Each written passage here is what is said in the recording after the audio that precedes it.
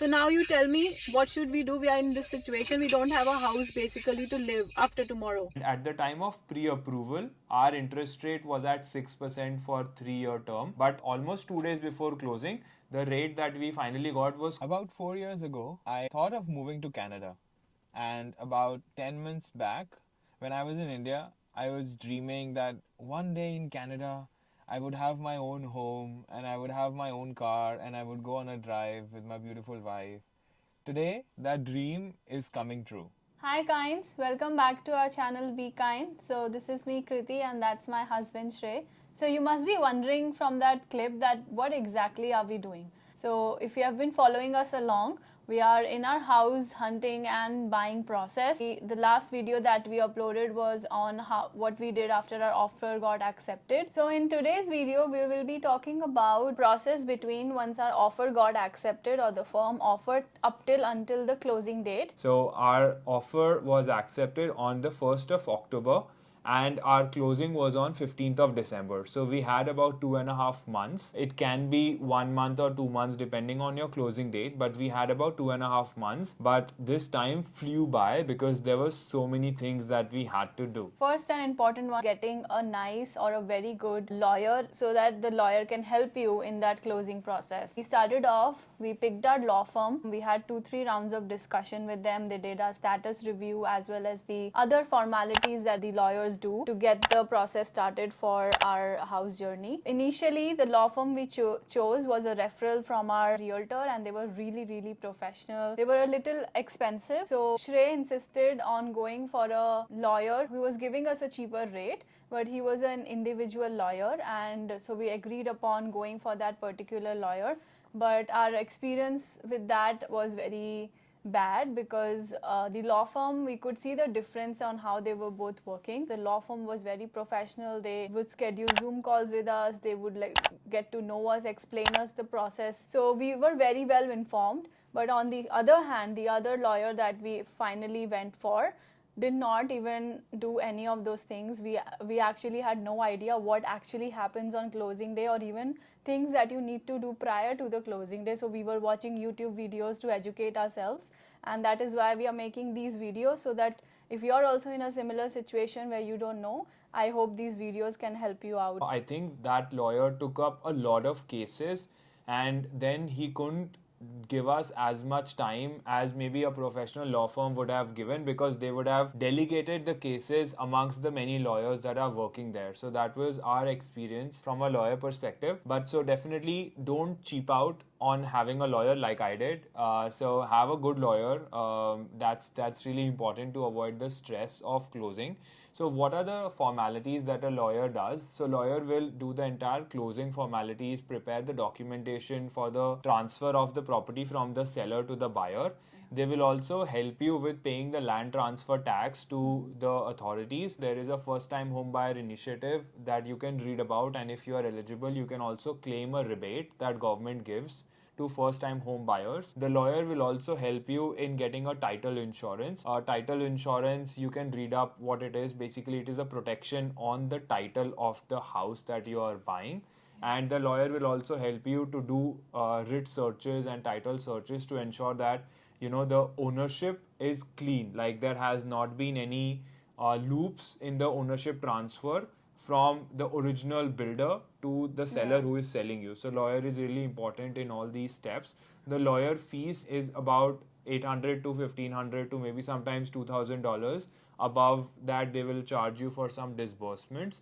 But that's the standard process that a lawyer will do, and that's step number one, which is either find a good lawyer or retain the lawyer that helped you during the offer acceptance stage. The second step that you will have to do is figure out your financing. So like if you recall, financing is a condition that we had put in our offer. So for the purpose of the offer letter, we got an financing condition approved, and the financing was approved by a B lender. But then in the 2.5 months, we approached all the big banks through various mortgage brokers to find out which bank is offering the cheapest mortgage rates. You can reach out to as many mortgage brokers as you find. We took leverage of Facebook and Google to find out many mortgage brokers. They don't charge you, they charge the bank, so it's inbuilt. And we also have to decide what type of financing are you going to go with. in Canada, there are broadly two types of financing option. One is called a fixed rate and the second is called a variable rate. A fixed rate means your interest rate that the bank will charge for the full term will remain stagnant irrespective of whether the Central Bank of Canada is increasing the prime rate or not. And the second option is called a variable rate, in which your interest rate is variable depending on the prime rate. If Bank of Canada and your bank increases the prime rate, your interest rate will also go up. In that, you have two scenarios. Either you can have a fixed payment term, that your payment term will be fixed, but what will that do? That will increase your amortization period. By amortization period, you mean in what period are you going to pay back the loan? So in our case, the amortization period was 25 years. So if we would have gotten a variable rate on a fixed payment term, if the interest rate would have gone up, our amortization period, say from 25 years, would have gone up to 26, 27 years because the interest rate would have gone up. So that's the fixed payment option in variable term. The second payment option in variable interest rates are variable payments, which means when the interest rate increases, your payment will also increase. Or if it goes down, our payments would also go down. So depending on where you are, like in terms of how the market is, you can choose what type of interest rate to go for, and also whether you want stability in your life, that you want to have a fixed rate or a variable rate. So we went for a 3-year fixed rate.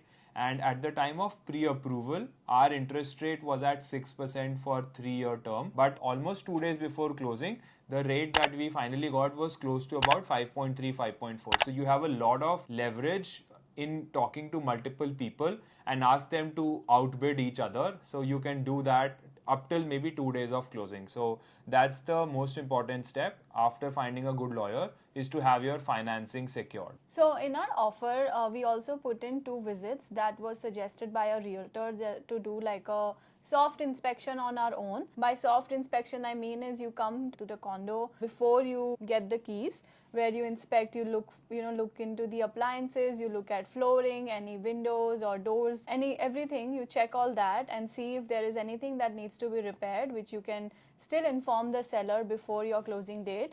So in our case, we had our first visit in October itself, just because our realtor again suggested this, because the ACs were still on, and she suggested that let's do a visit right in the October time, just before they switch to heaters, so that we can test out the AC as well in the condo, if it's running fine, if there is any noise that's coming out of it. There were some minor changes that we requested, like in the parking lot, or even some of the appliances that we thought were not working okay. We had requested the seller to make those changes. The second visit that we did was just 15 days before our closing, or I think around that same timeline. In that, the heaters were on and we could inspect that. We could inspect some of the changes the seller made after we had requested them. So we could test out those changes in that second visit. So let's take you back to that time where we are here for our second visit. So guys, this is our new place. We are trying to hide it because we'll do a separate home tour video. It's completely empty right now, and today was a second inspection. So we are here with our realtor. We just did some last checkup. We're just around 15 days to move to this place, and we're super excited. We did some measurements for our furniture. So now we'll go do some furniture shopping, but it's very exciting. And we also noticed some smaller issues in the first visit. So our realtor spoke to the seller's realtor, and we also came in to now check whether those issues have been fixed or not. So most of them have been fixed, so we are really happy and excited to move in. So guys, we have Jennifer here. She's our realtor who got us this beautiful home. So I'm here to thank you, Jennifer, for all the help and taking us on different home tours and walking us through the process, and the entire guidance you have been giving us along. You have been really more like a friend than a realtor. You have helped us out a lot. So thank you so much. So she got us our rental unit also in just one day. We landed in Canada on 27 Jan. And 28 Jan, we got the house because we already spoke with her from India.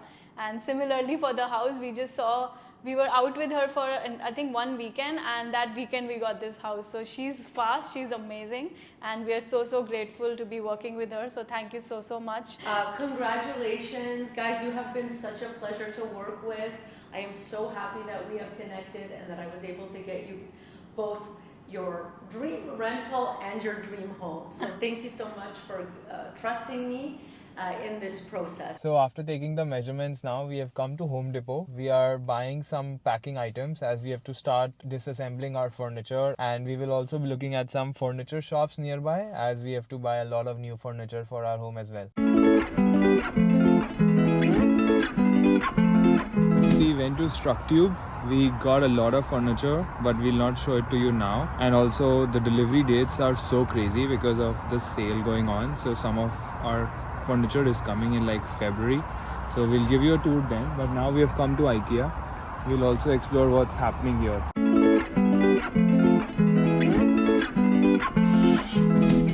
So guys, it's the next morning. It's actually the next afternoon. I have been disassembling a lot of our furniture as we are planning to send a lot of it back to IKEA. So there was a 1-year return with IKEA even after use.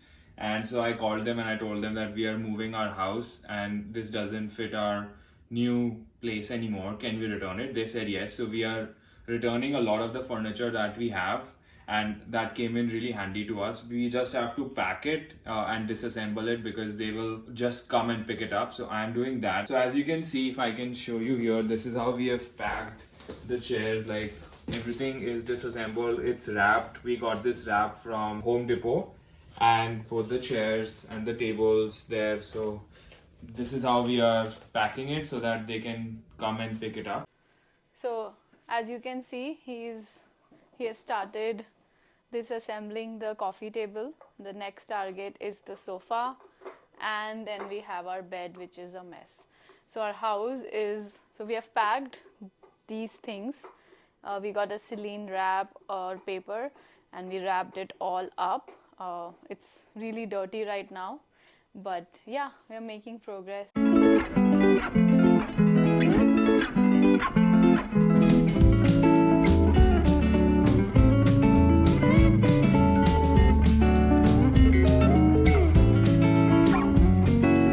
Taking apart the bed that we had put together less than a year ago. So as you can see, it's almost done. Yeah. Just this piece is left, and Kriti is helping to pack. So we have also packed most of the stuff very good. Yeah. So like if you see, this is our couch, and back there, here, everything. This is our house situation right now. Yeah. It looks like this, and after that it will be almost empty. The room is almost done, but yeah, it's been a chaotic few weeks packing and managing to And we are giving all the screws back to IKEA in Ziploc bags like this. We have to give it all disassembled and as it came, so that we'll get all of the refund. So we are trying our best to pack it properly, and yeah, it's taking some time, but it's worth it. yeah, we'll keep you posted when it's all gone and we'll have just a mattress with us and 2-3 items. But yeah, this is what we are doing on our weekends. So guys, this is the final piece of our furniture. Our entire furniture is all packed and ready to go. So the IKEA folks are down there. I've made a list of the items that we are going to be giving back. But this is what the room looks like. They should be here shortly to pick it up.